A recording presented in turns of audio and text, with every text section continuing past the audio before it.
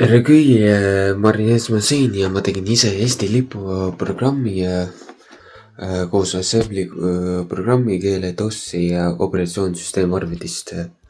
siin mu lähtekoodiga koos demoprogrammi saadaval minu GitHubis.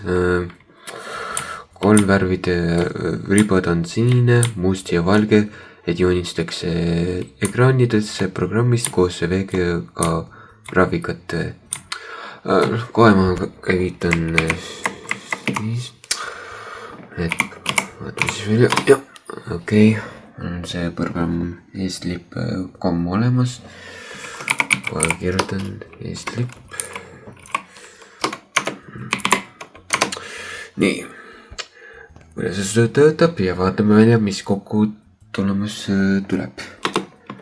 vaat, see on Eesti lipp ja kui ma vajutan ükskõik klahvi peale, siis programm ise väljub ise, jah.